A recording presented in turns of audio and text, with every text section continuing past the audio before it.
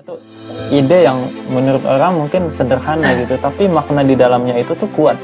Ini bukan berarti tidak wah, tapi ini tuh kayak sederhana, tapi masuk gitu. Sederhana tapi mengena, sederhana tapi dibutuhkan, sederhana tapi sangat penting gitu. Selama ini informasi-informasi mengenai pandemi ini itu selalu menggunakan jargon-jargon yang sulit dimengerti.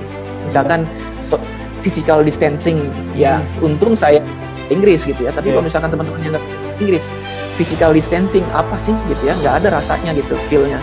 Bukan hanya tentang akhirnya Kemendikbud bukan hanya nanti akan mendapatkan untuk COVID aja gitu, tapi untuk nanti bencana-bencana lain. Belum lagi work from home gitu kan, COVID-19, kan bukan COVID-19, COVID-19. Maksudnya apa sih ini jargon baru ini gitu kan. Membumikan kembali Indonesia. Yang harus dipikirkan utama, ya mungkin tips aja sedikit, bahwa kalau mau bikin produk, mau bikin policy, mau bikin teknologi terbarukan atau apapun itu, yang sebetulnya yang kita harus pikirkan adalah siapa dulu penggunanya gitu ya.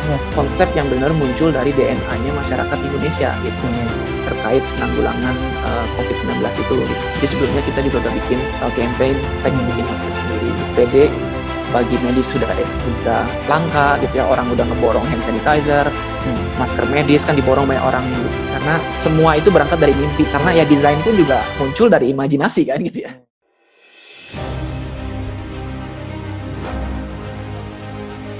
Sebuah inovasi karya anak negeri yang berawal dari imajinasi dan rasa peduli terhadap kondisi negeri dalam menghadapi ganasnya pandemi. Berharap ini akan menjadi inspirasi bagi siapapun, terutama bagi generasi muda di negeri ini. Dengan solusi, ia dan timnya mengangkat konsep berdikari, yaitu berdiri di kaki sendiri dan mandiri dalam menghadapi pandemi. Salah satunya yaitu hashtag bikin masker sendiri. Idenya mungkin tak sekompleks dan secanggih yang dipikirkan, sebab mereka berkarya bukan hanya untuk golongan yang berpendidikan. Idenya sederhana tapi kaya kearifan. Idenya juga syarat akan makna. Bukan hanya tentang pencegahan bencana, tapi juga tentang penguatan bangsa. Ini adalah interview perdana setelah ide terbaik diumumkan. Tabihita menjadi yang pertama untuk bisa berbincang dengan narasumber yang luar biasa, yaitu Prananda Lutfiansyah Malasan PhD. Kita akan bercerita di Nobita Series, dan kita akan ngobrol, berbagi, dan bercerita tentang ide mereka dalam menghadapi corona. Bagaimana ceritanya? Kita saksikan hanya di Tabihita.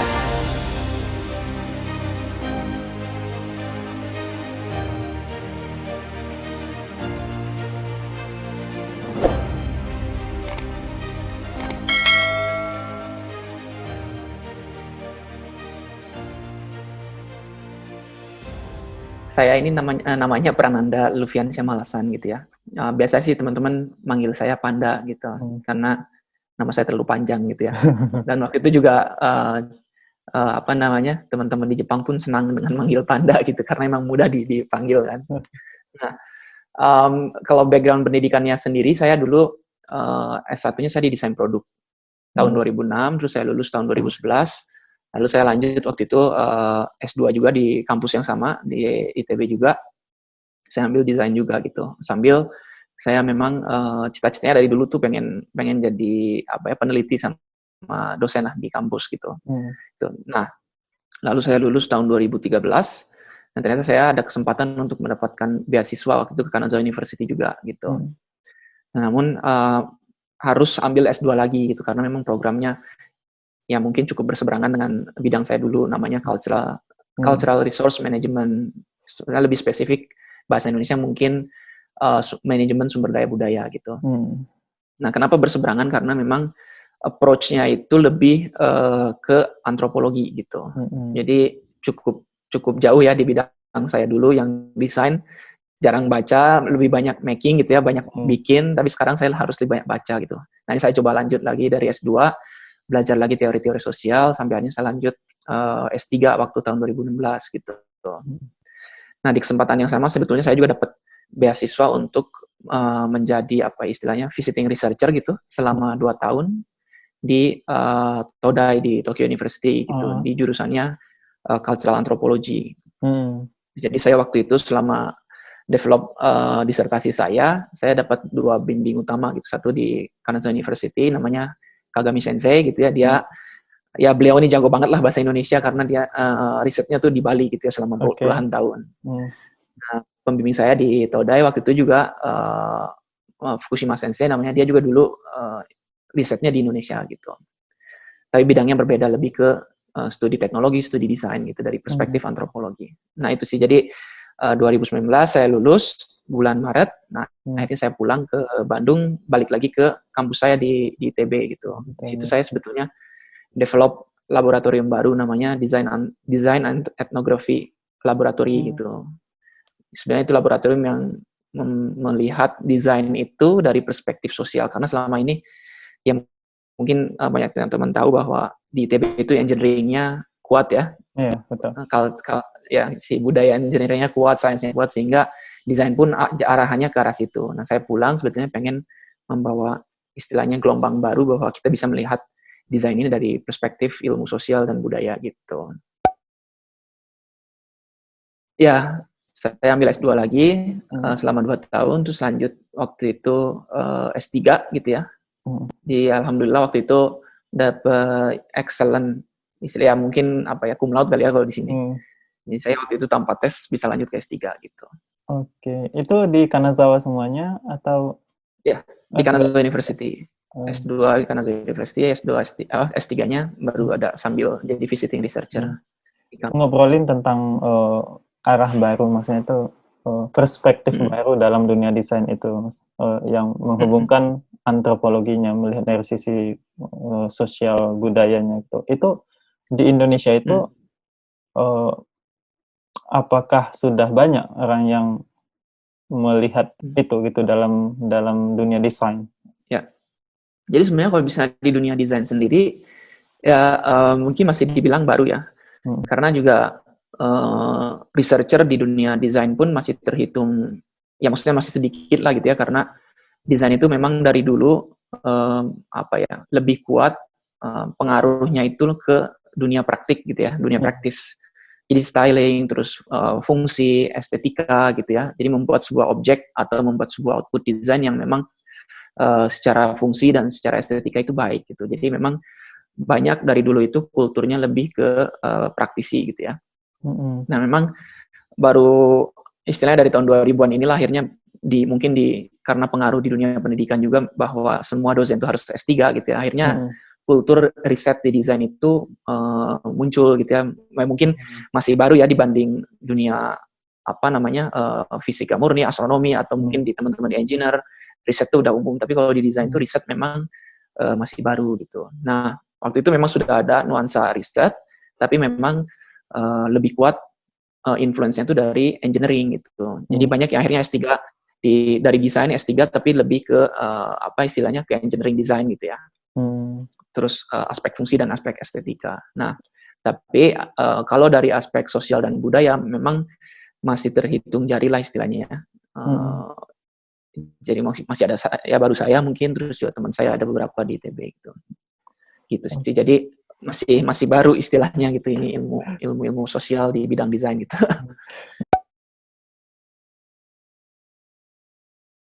Oke, jadi seperti contoh aja bahwa di desain produk gitu kan, ini kan sangat kuat influence-nya dari industri besar gitu ya. Jadi kita tuh biasanya memang kalau bikin produk itu harus diproduksi massal gitu ya, industri besar gitu.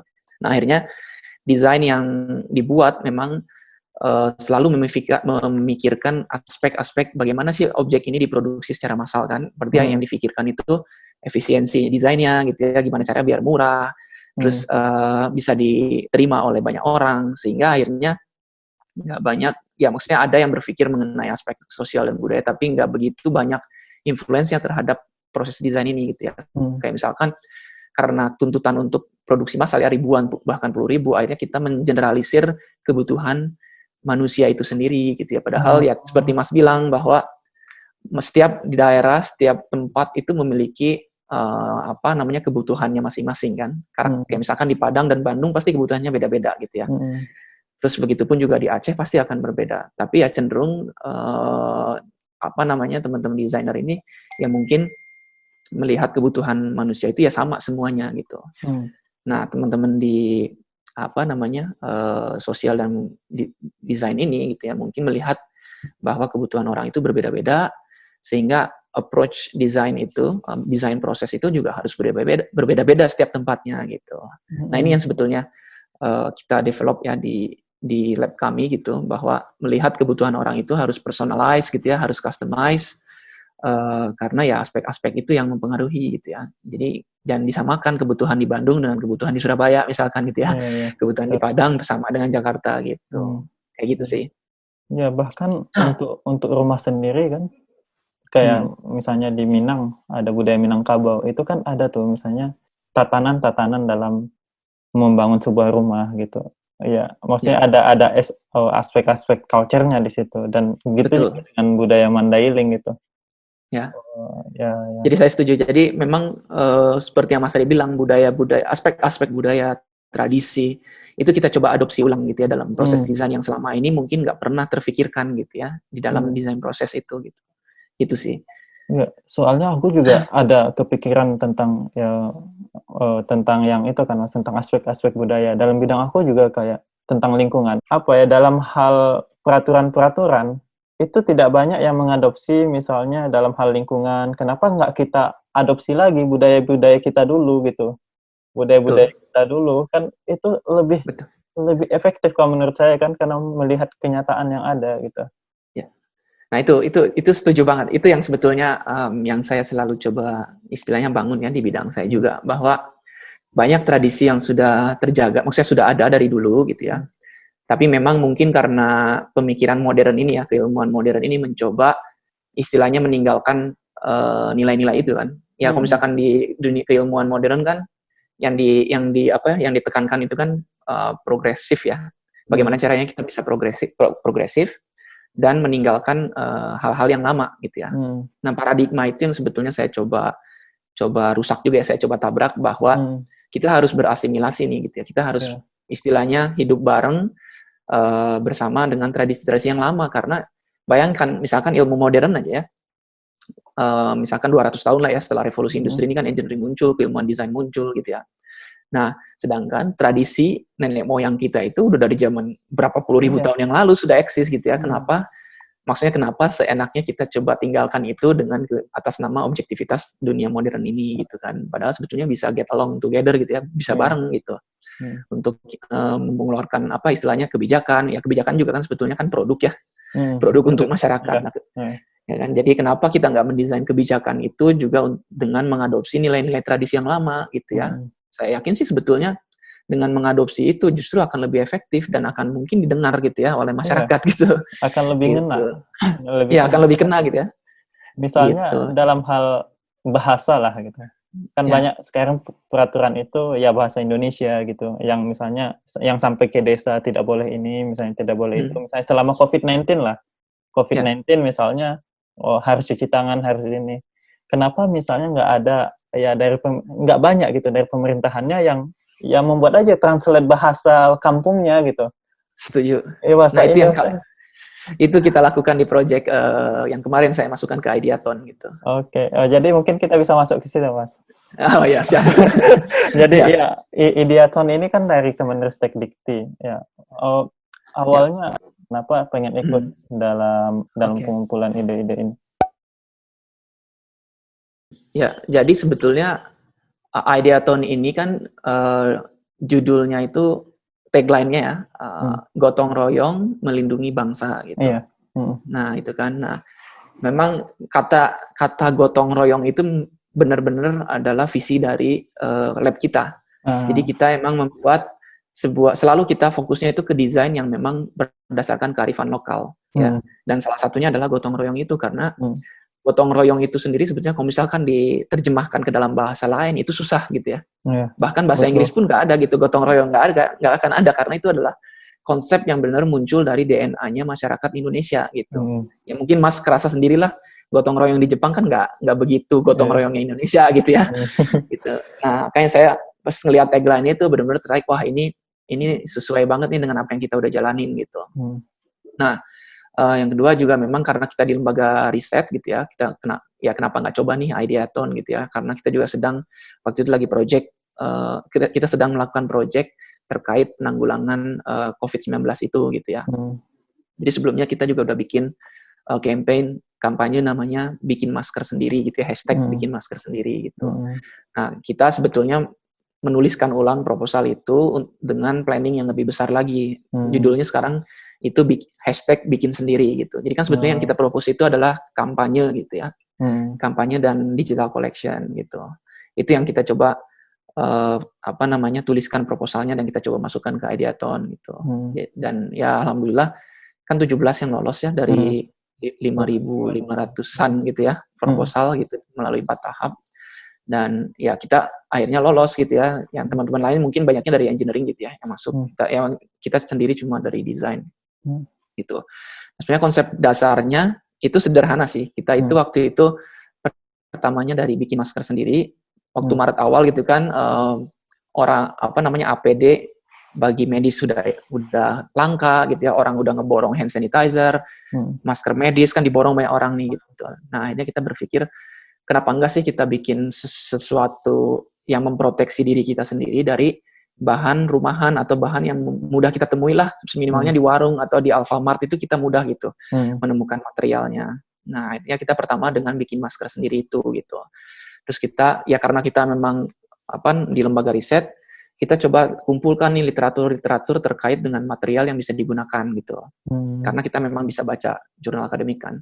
Nah, kita coba terjemahkan menjadi bahasa yang sangat pop gitu ya, mudah dimengerti oleh masyarakat.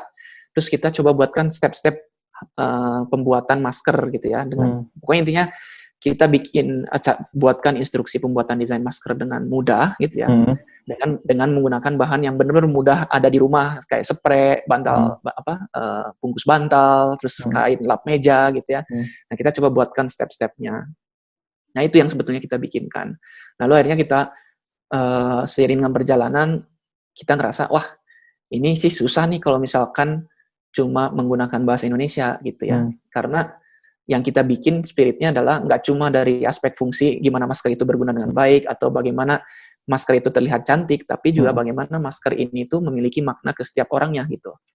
Nah, salah satunya yang kita pikirkan adalah ya udah kita coba terjemahkan aja ke berbagai bahasa daerah gitu. Jadi kita open source, silakan siapa teman-teman yang kita di sosial media kita bilang kita terbuka untuk teman-teman semua di Indonesia untuk menerjemahkan instruksi ini ke dalam bahasa, dan alhamdulillah waktu itu sudah dapat sekitar 8 bahasa daerah gitu ya, dari Sumatera sampai Papua alhamdulillah ada.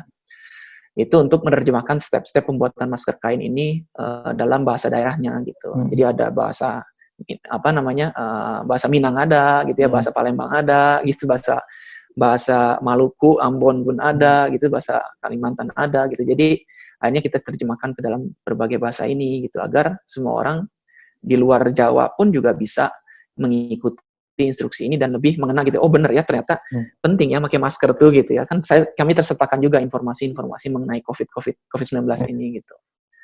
Jadi urgensinya dapat seminimalnya dengan sesimpel menerjemahkan itu ke dalam berbagai bahasa daerah gitu. Oke, gitu menarik banget sih idenya, dan maksudnya tuh ide yang menurut orang mungkin sederhana gitu, tapi makna di dalamnya itu tuh kuat.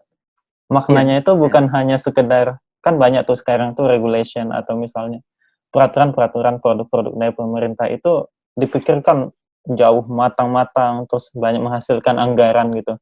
Tapi ketika di-offer ke masyarakat, itu kayak hanya sekedar selebaran aja yang nggak dibaca gitu, atau dibaca pun ya sekedar lewat aja, tapi nggak kayak gitu, bukan nggak muncul belongingnya tuh nggak ada kan. Gitu. Itu juga sebetulnya bentuk kritik kita sih sebetulnya ke pemerintah ya, secara halus, karena selama ini informasi-informasi mengenai pandemi ini itu selalu menggunakan jargon-jargon yang sulit dimengerti. Misalkan physical distancing, ya untung saya bisa bahasa Inggris gitu ya, tapi kalau misalkan teman-teman yang nggak belajar bahasa Inggris, physical distancing apa sih gitu ya, nggak ada rasanya gitu, feel-nya. belum lagi work from home gitu kan, Iya. COVID-19, bukan COVID-19, COVID-19, yang maksudnya apa sih ini jargon baru ini gitu kan. Heeh. Nah itu makanya kenapa kita sebetulnya mencoba menerjemahkan ini ke berbagai bahasa gitu. Oh, Gitu. itu ada nggak sih? Itu kan besar ada ya besar atau kecil tuh pasti ada pengaruh dari globalisasi kan Mas. Maksudnya itu kenapa orang di Indonesia sekarang itu saya jujur gitu. Oke, Ya, kita ngomong bahasa Inggris boleh ya, ngomong bahasa ya, Inggris gitu. Tapi aku ketika misalnya ke kota itu orang lebih lebih senang sekali misalnya ketika perkataannya tuh ada sedikit-sedikit bahasa Inggrisnya gitu. Dan pemerintah juga yang notabene pemerintah Indonesia gitu. Indonesia banyak ya, banyak suku bangsanya gitu. Ya menggunakan ya istilah-istilah bahasa Inggris itu gitu. Saya takut kita tuh kayak Malaysia, Mas. Malaysia betul. kan kayak kehilangan jati diri ya kalau menurutku Ya, gitu. Dan itu sekarang kan di sana itu sedang juga isu yang hangat gitu untuk hmm, diselesaikan. Orang lebih banyak menggunakan English Melayu gitu. Ya, ya, Melayunya ya, itu ya sedikit-sedikit akan hilang seperti Singapura gitu. Itu ya, betul. melihat itu Hmm, eh, apakah ada jangka apa ya goals jangka panjang dari lab ini hmm, bukan proyeknya dulu Mas dari labnya Mas Panda gitu tentang terkait itu membumikan kembali Indonesia ya. gitu. Oke, jadi ya memang salah satu tujuan kami karena memang fokus kita itu adalah aspek sosial dan budaya gitu. Salah satunya memang fokus kita adalah penggunaan identitas kelokalan ya. Identitas itu kan nggak cuma dalam bentuk tampilan baju adat saja gitu ya, Hmm. tapi juga aspek-aspek keseharian seperti bahasa gitu ya, lalu juga adat istiadat, lalu juga gestur tubuh gitu ya. Hmm. Itu tuh Ya. sebetulnya semua satu set dari aspek yang membentuk identitas kepribadian setiap orangnya, kelompok masyarakat, bahkan satu Indonesia gitu, sebagai negara. Nah, jadi memang uh, kita ini mencoba menggunakan 3 bahasa selalu gitu ya, Hmm. entah bahasa Indonesia, Hmm. bahasa daerah, dan pasti bahasa Inggris gitu. Hmm. Hmm. Nah, kita bukan anti bahasa Inggris, justru kita Hmm. harus menggunakan bahasa Inggris, tapi penggunaannya itu yang harus berimbang, bukan berarti Hmm. mencampur-campur. Iya. Karena ketika mencampur di situ sebetulnya tujuannya udah berbeda, Hmm. motivasinya udah berbeda. Gitu kan. Ada juga banyak yang kritik mungkin dari teman-teman antropolog atau sosiolog yang bilang bahwa mencampur bahasa Inggris dan Indonesia itu sebetulnya ya istilahnya apa ya? Tanda tanda dari inferioritas seseorang gitu ya, Hmm. karena ingin terlihat bahwa saya ini terpapar globalisasi gitu ya, atau seterusnya. Ini juga sudah ada kritik-kritik seperti itu. Nah, lebih baik memang kita tuh selalu mencoba mempadankan 3 bahasa itu dalam satu satu komunikasi gitu ya, bahasa Hmm. Indonesia, bahasa daerah, ya bahasa Inggris gitu ya. Hmm. Karena bahasa Inggris juga perlu untuk ibaratnya mempromosikan atau mengenalkan kita ke Hmm. global gitu ya, bahwa Hmm. Indonesia ini terdiri dari berbagai banyak suku bangsa, Hmm. masyarakat, bermacam-macam gitu. Dan keberagaman kita itu kan sebetulnya sudah terbentuk dari puluhan ribu tahun yang lalu gitu. Hmm. Nah, ini sebetulnya identitas kita gitu. Jadi itu yang memang kita tekankan ya dalam dan di dunia desain pun juga permasalahannya adalah ya itu ya, karena desain Hmm. itu kan sangat sangat intens ya kontak dengan dunia global gitu ya, karena Hmm. istilahnya mencoba mengadopsi dunia luar dan coba memproduksi dunia lokal gitu Hmm. ya. Itu kan memang selalu karakteristiknya desain. Hmm. Memang ada kerawanan terpapar nilai negatif globalisasi ya, salah Hmm. satunya ya penggunaan bahasa. Nah, itu sebetulnya kita coba bikin istilahnya struktur mendesain baru gitu ya. Bagaimana sih kita mengkultivasi nilai-nilai Hmm. lokal, Hmm. tapi tetap kita bisa istilahnya sepadan dengan nilai-nilai global gitu ya. Salah satunya ya menggunakan bahasa daerah, menggunakan Hmm. identitas lokal, identitas visual, Hmm. material lokal gitu ya. Nah, ini yang sebenarnya kita terus olah di karakteristik desain di lab kita gitu. Iya, ya Gitu. menarik banget sih.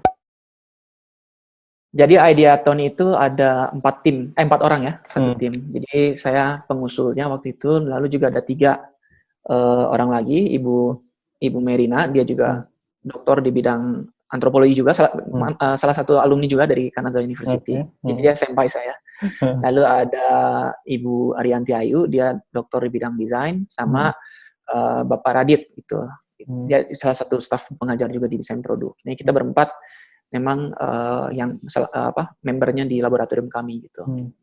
Nah, Gitu. Ya saya sih dibantu teman-teman mahasiswa.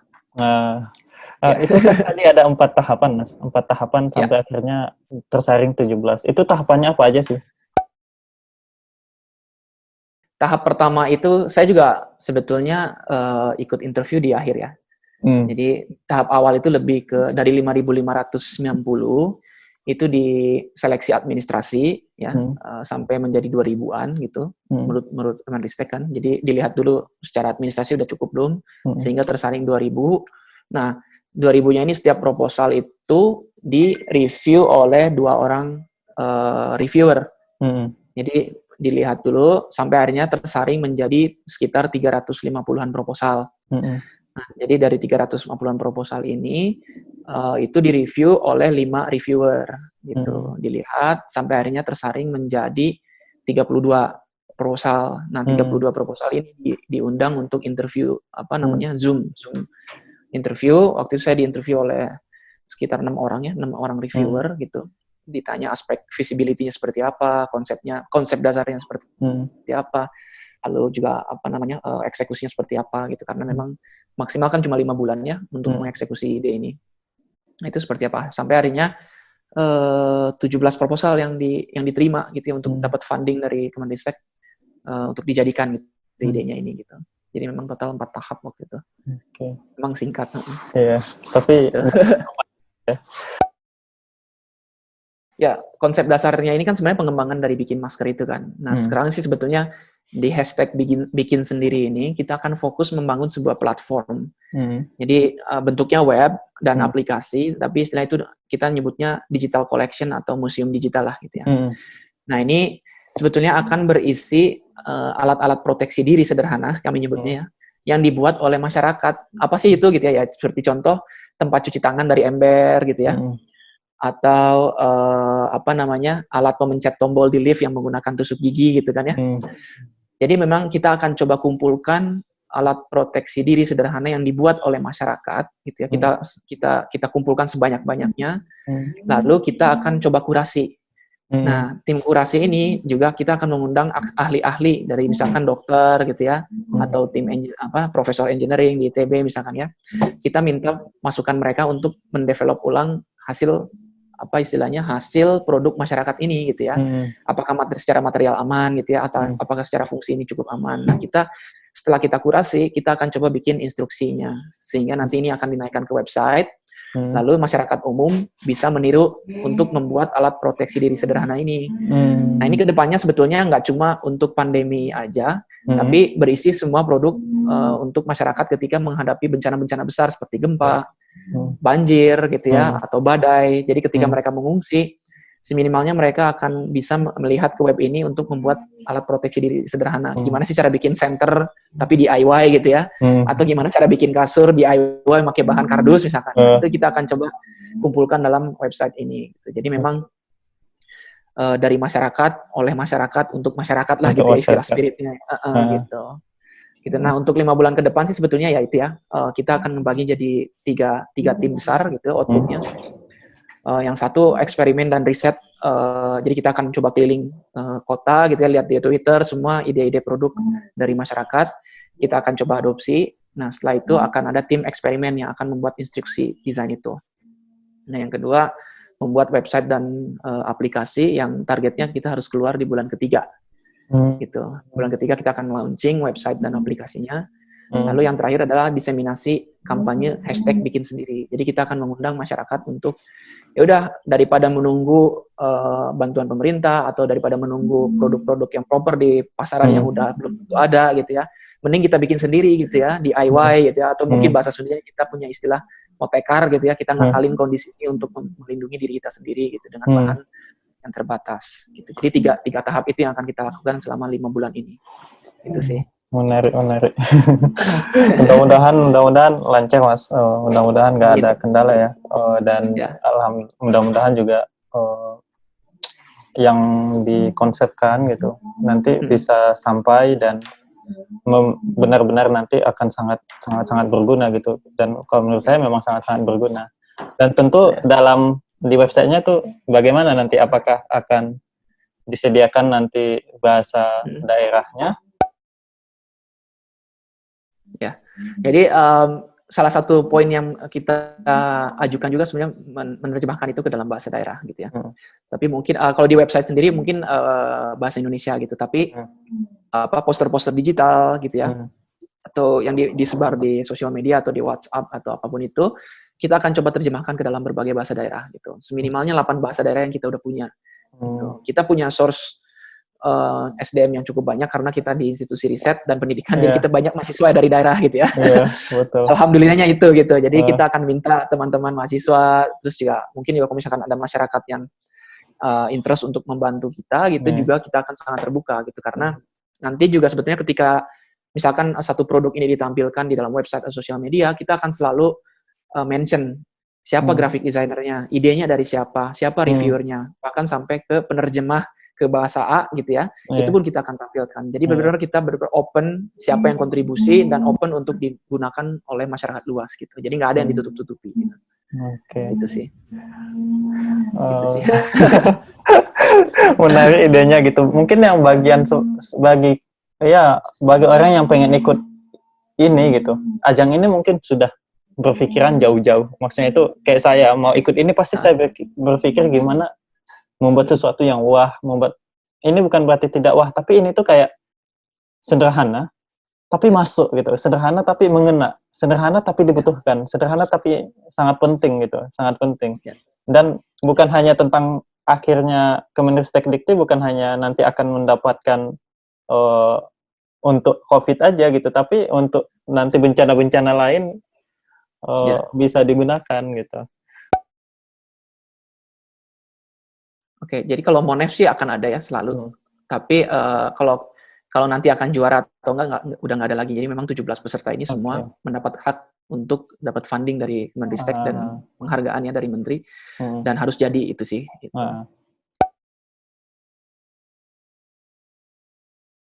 Sebetulnya sih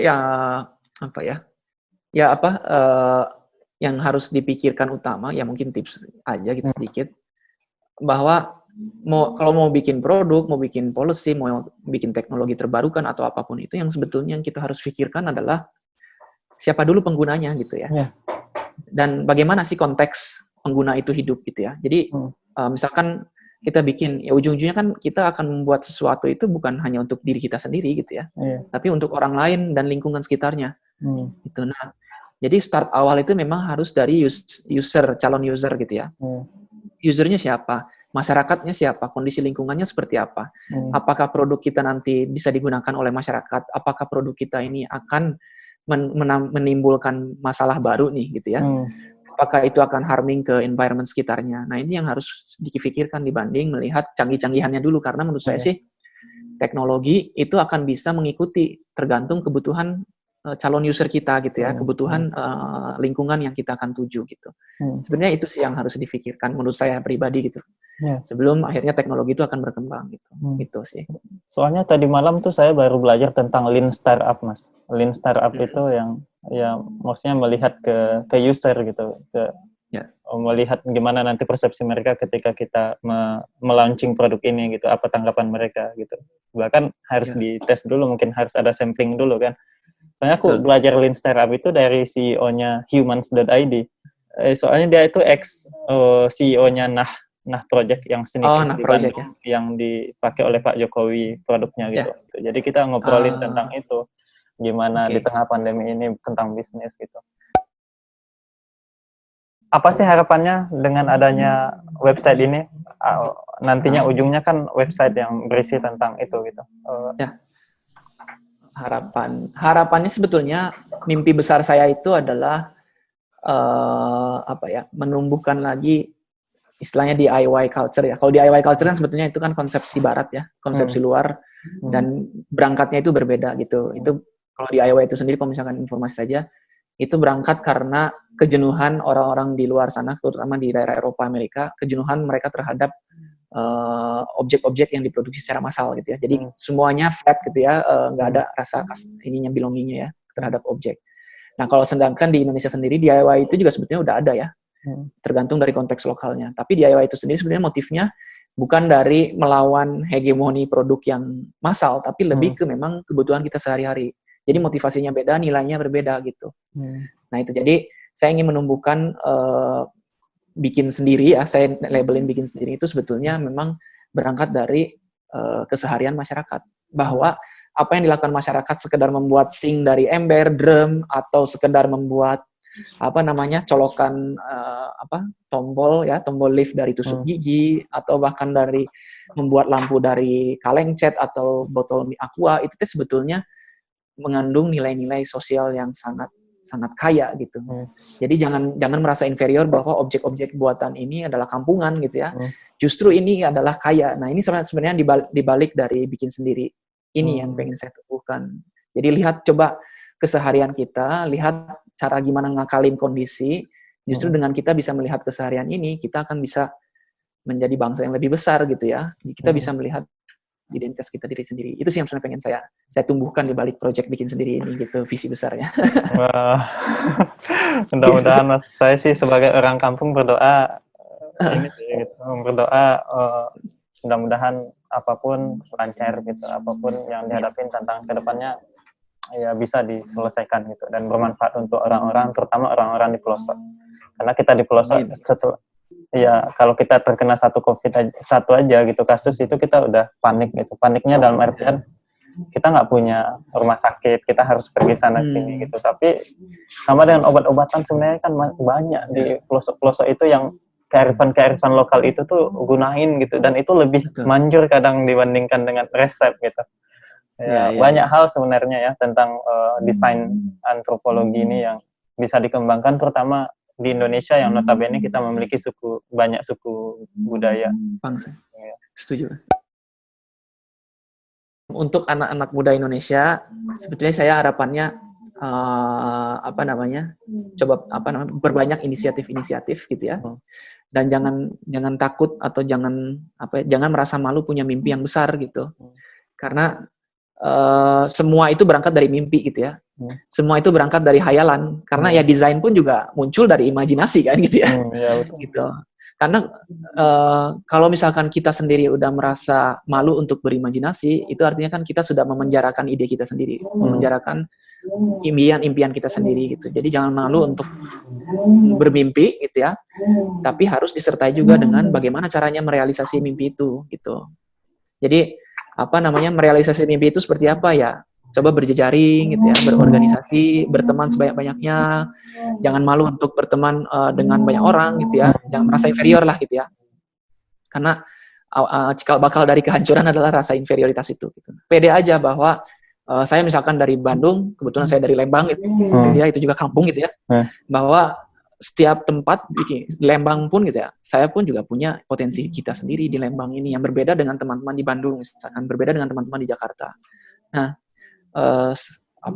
sekali kita bisa mengenal kearifan lokal, identitas kita atau potensi kita, itu akan menjadi aset kita untuk maju gitu. Jadi itu sih mungkin pesan saya bagi anak muda Indonesia, bermimpi besar, lihat potensi yang ada di keseharian kita dan olah dari situ untuk membangun yang lebih besar lagi. Itu sih. Terima kasih Mas untuk pesannya untuk anak-anak muda Indonesia, termasuk juga saya gitu. Mudah-mudahan Ideation ini nanti dalam jangka 5 bulan ini terrealisasi, dan aku sih mengajak ke teman-teman semua yang nonton ini, nanti kita boomingkan sama-sama gitu. Kita boomingkan. Mohon bantuannya juga. Ya betul. Nanti saya akan bantu. Saya akan ajak adik-adik saya di pelosok-pelosok itu, terutama di ini ya, terutama di Sumatera Barat gitu, di Intelektual Nagari. Soalnya kami ada komunitas Intelektual Nagari Sumatera Barat, sama programnya ada namanya Sekolah Mimpi gitu. Nanti, wah mantap ya. Ini. Jaringannya kuat sekali nih berarti. Nanti terima kasih Mas sudah meluangkan waktunya. Terima kasih. Ya, terakhir Assalamualaikum warahmatullahi wabarakatuh. Waalaikumsalam warahmatullahi wabarakatuh. Makasih ya Mas, udah. Ya, makasih banget Mas Amin. Ya, sama-sama. Ternyata kita satu alumni dan saya junior. Makasih Mas. Iya, sama-sama. Ya ini pertama kali saya di interview mengenai Ideaton ini. Makasih banyak. Iya, jadi menarik itu.